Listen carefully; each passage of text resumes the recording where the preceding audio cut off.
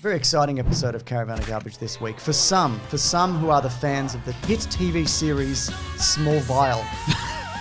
Because, quite recently we had the release, of course, of the real Justice League. That's right. Then we figured, no. It's a bit too soon to do a Caravan of Garbage on that, and we'd have to split it up, and I kind of want to see the fallout from the universe and what's coming in the future. So instead, we're going to talk about the real Justice League. That's right. That being said, we also did the real Justice League, the first live-action Justice League, like a few years back. Yeah. Absolutely tragic. I mean, they gave it a fair go, but my goodness. Right? Anyway, leave a like if you could. Absolutely. I wanted to ask you, though, about your opinions on Smallville in general. Where are you at with it? It's a real odd duck of a TV series, isn't it? Yeah. I mean, first of all, because to the best of my knowledge, it didn't start out as a young Superman TV series. It started out as a young Batman TV series. Because it's sort of, in the Batman origin story, a young Bruce Wayne, after the death of his parents, he goes around the world and he meets all these experts and they teach him all the skills he needs to become the world's greatest crime fighter. Yeah. And then he gets into adventures and he meets all these shady characters and that informs, his crime fighting career. He meets Richard Dragon. Right? I was going to name another one, I can't. Richard Marx, the singer. Yeah, that's right. Yeah, right there waiting for you, Bruce Wayne. Richard Lester, director of Superman 3. Wow. He goes, this is what you don't do. Make Superman 3, he says. That's right. Avoid my mistakes. But I guess Warner Brothers at that point was developing a Origin of Batman movie. Well, like Darren Aronofsky was going to do one. Yeah. It eventually became Batman Begins, but yeah. there was a few kind of things in the works. And I also think probably during the pitch meeting they said, and he flies all around the world to, all sorts of very exotic locations, just new sets. You mean like Vancouver? Yeah, no, just Hawaii every week. What about like basements, barns? No, he's going facilities with pipes. or every continent in the world, just new characters, new costumes, new sets, new props, and they went, okay, how about this instead? We do a show that's set in a town so small it's literally called Smallville. Yeah, that's a great idea. Yeah. So there were these. So apparently there were these two guys, Gow and Miller. They're like the executive producers of this show. And one thing I do know about the production of it, and I'd watched most seasons of this. Oh, really? I Okay. didn't watch.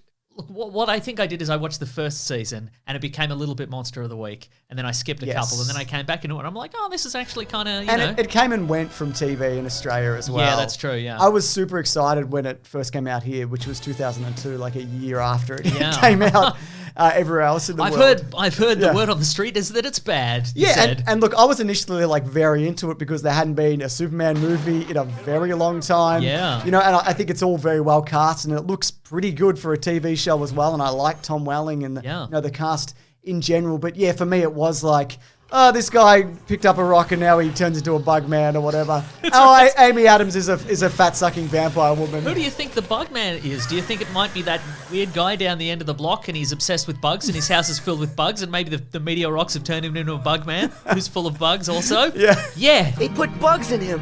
What? Of course it's him. It's obviously him. They call him Buggy Bill. But yeah, no, so the executive producers of this show, Gow and Miller, apparently they weren't a fan of comic books growing up or anything like that. They didn't really know anything about comic books. And so they set this particular edict in mind for when people were writing the show and, putting together the scenes for the show. And it was the very catchy, no tights, no flights. So the idea was that Clark Kent would never... Some fights? With the bug boy. That's right. Who's the bug boy? It's that guy. It's always... So covered in bugs. So it was Clark Kent would never wear the iconic sort of red and blue suit, either as Superman or Superboy. Yes. Though we get it sort of at the very end. It's a big point of controversy. And the idea also was that he would never fly. But as we saw, because we watched an episode in the 6th season, almost all of the title sequence is devoted to clips of Clark Kent flying around. But also, like, sometimes he's overtaken by something else or whatever. There were a lot of loopholes. He flies in his sleep. Yeah, and one of which was that multiple times during the series, some villain would take over his body and or his mind and be like, hey, this dude can fly. I'm going to immediately fly. And then when Clark got his body back, he's like, I don't think I will. So it's just him zipping about on the ground all the time. But that's what people want, and that's why it's in the title sequence, because you're like, it's Superman, he flies around and he saves people. That's what I'm looking... And it wouldn't be that much cheaper to just have him running around. No, absolutely not. And also, they do decent flying effects, because it's in the title sequence for one. That's right. But yeah, there's a lot of like, look, he's not going to be in the costume, but look, he's going to wear a red jacket and a blue t-shirt. And in one particular season, he does wear this sort of very Neo from the Matrix-esque Smallville-esque black shirt, black pants, black trench coat with the silver S on the chest. Which is a good look. Yeah, it was a pretty good look. But speaking of the costume, because of that rule that he would never wear a costume, it sort of went against the sort of the Superman's place in the comic books, where he is sort of the first, classic cape and tights superhero, and everybody else follows in his wake. So for many seasons of this show, all of a sudden there's a bunch of people showing up with costumes and code names and superpowers. They're already fully fledged superheroes. Yeah. And he's just there being like, oh, guess I'll just keep wearing this little zip-up jacket. Absolutely. I think this episode then is a perfect example of that, because it's titled Justice. Coming into this, it's gone well beyond kids eating rocks and turning into monsters. It is. If you just go into this episode blind, which at this point I am going in blind. Really. I'm like, okay, so Clark's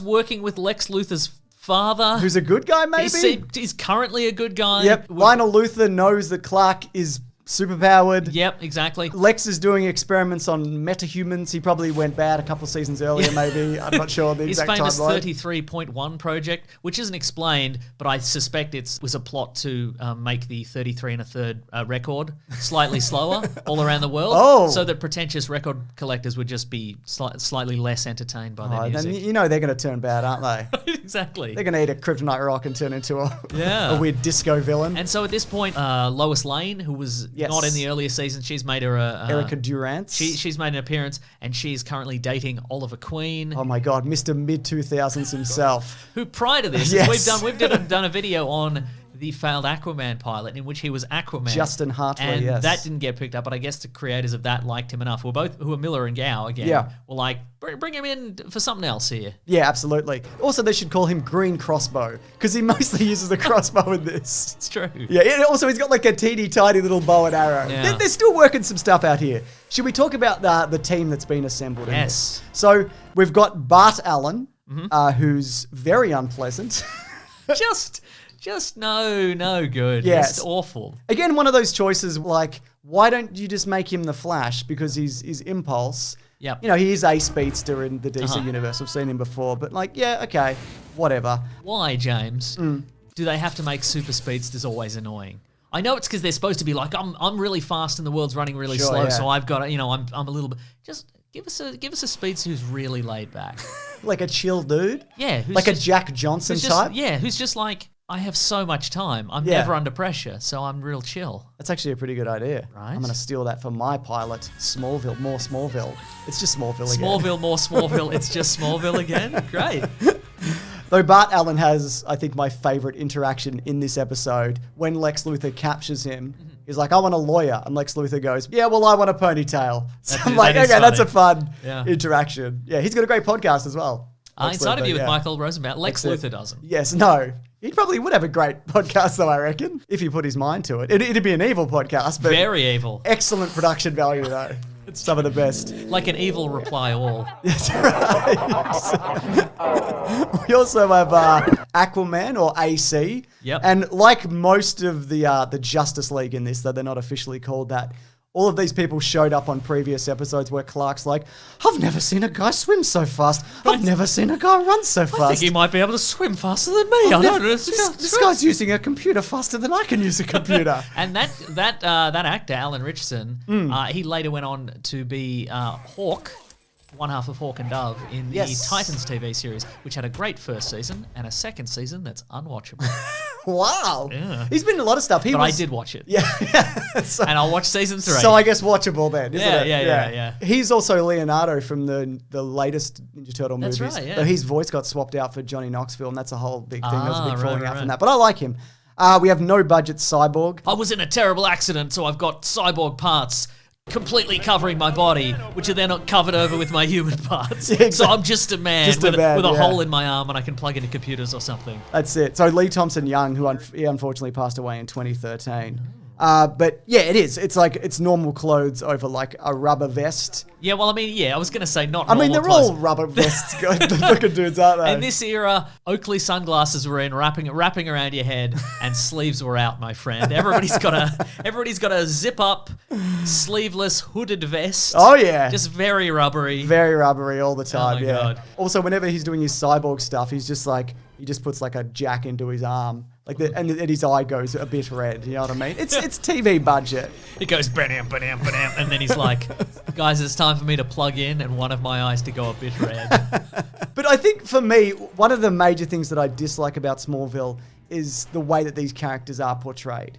You can just do a Flash costume. Just do like a real simple early days Flash costume. The closest one is Green Arrow because that's kind of the costumes that they do in these kinds of shows anyway. Rubbery sleeveless vest with a hood. No, you're right. And I think because, this edict of no tights sort of, like, I think the writers and the other producers were kind of like, we got to find the loopholes. That they would have had to pitch this stuff in the room and go like, well, he's just wearing pants and a shirt, so he's just, he's the colors are thematic to his character, but it's not a costume. It's just look at the sunglasses. It's like army clothes, Yeah, exactly. They really couldn't commit, and that is a huge problem with this kind of thing. But it was in that era where people were unwilling to commit. Yeah, absolutely.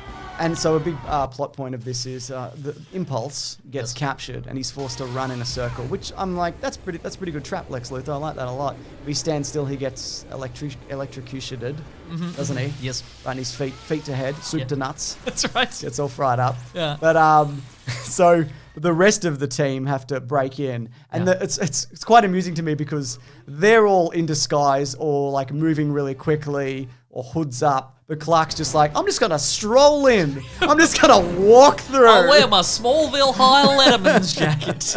I'll wear my name tag from a part-time job at the supermarket. It's kind of crazy, right? Because it happens. I think even in the first episode of Smallville, where Lex Luthor nearly figures it out.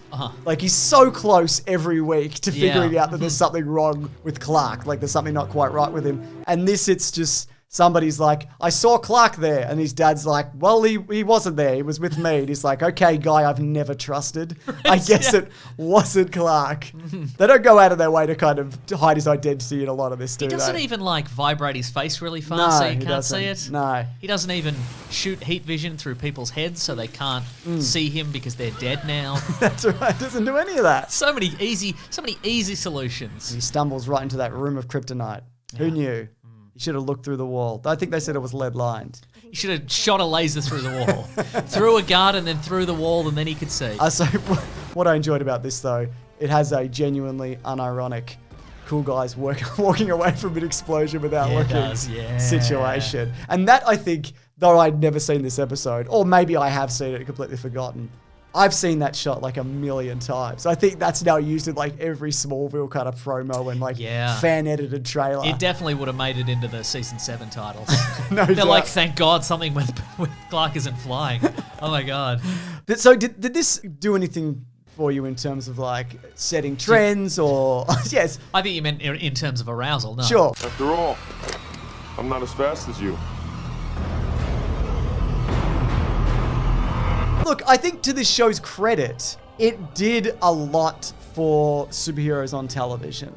In terms of like what you can do on a limited budget, in terms of characters you can introduce, because it did get bolder with bringing in more and more people, you know what I mean? And different bizarre villains and all these, and crystal palaces and whatever else. Do you know what I mean? So, I don't want people to think that I'm just throwing all this in the bin. I'm throwing most of it in the bin. Definitely. I want people to think that. Yeah.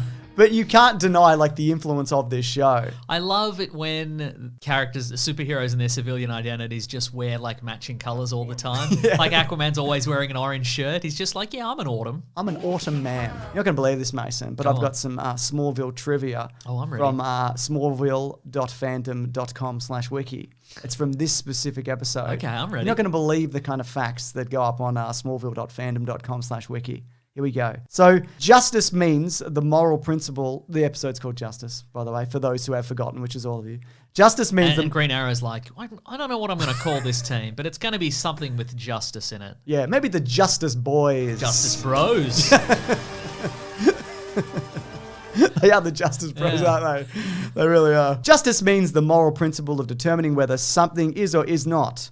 The title Justice refers to Oliver and the others getting justice for the inmates of Lex Luthor's 33.1 facility. That's hot stuff. Justice is also a reference to the Justice League of DC Comics. Green Arrow's team is an early version of the Justice League. This is great trivia. Oliver suggests... I'm wrapped. I'm speechless with this trivia. Oliver suggests that the team's name should have the word justice in it. Justice Bros. Oliver says that the team will be getting a giant dose of justice once the Green Arrow and his team start to go global. Good trivia there. Mostly around the word justice. But, they've you couldn't come at that from any angle and say that they missed something. In terms of the word justice, you're absolutely right, yeah. Fun fact, justice sounds a bit like just us. Two separate words.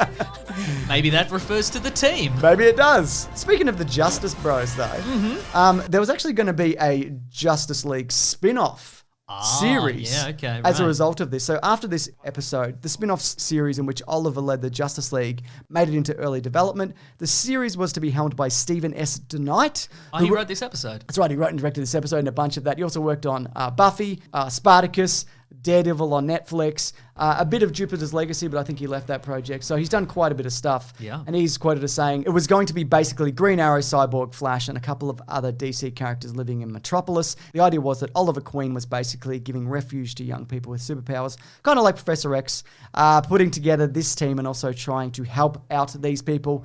Just like he says in Justice about how he helped out Victor Stone and Barton Arthur Curry and all that. So I was supposed to co-create and run it. So I'm doubly sad. We're all really excited about it. Me and the other actors. We got along great. We really wanted to make this show and we thought it'd be really, really cool. He had a master plan for Brainiac showing up in the spin-off that I won't tell you what it is because you never know a spin-off might happen in the future. And so the Brainiac would show up?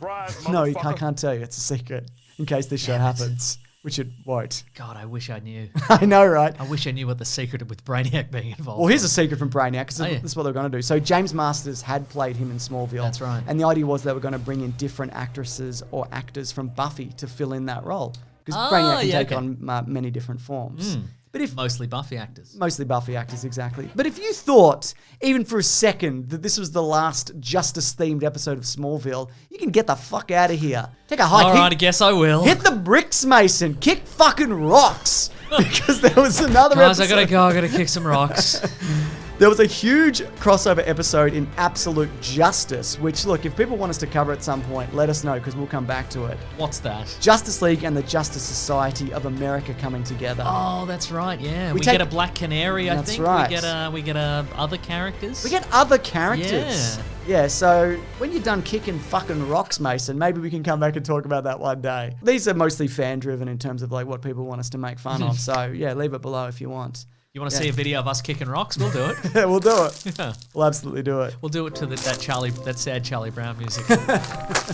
So, here's the thing. If you want to see these videos early, and maybe you do, they go up early at bigsandwich.co along with a bunch of other bonus stuff that we do, including movie commentaries, isn't there, Mason? Bonus podcasts. Oh my goodness. We do a comic book club there. That's right. There's also a day early ad-free feed of our podcast, The Weekly Planet, which normally comes out Monday, which of course you can just listen to on regular Mondays if you just want to do that. You know what I mean? Yeah. Yeah. A lot of people say, why would I pay $9 for that? And I'm like, good point. Some people are like, I don't want to do anything on Sunday. That includes listening to those dang podcasts. I'd rather kick rocks, quite frankly.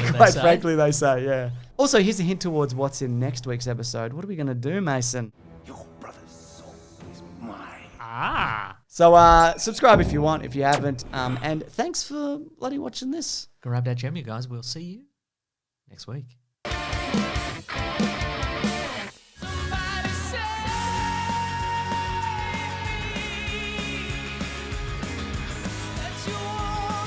Want to go get that burrito?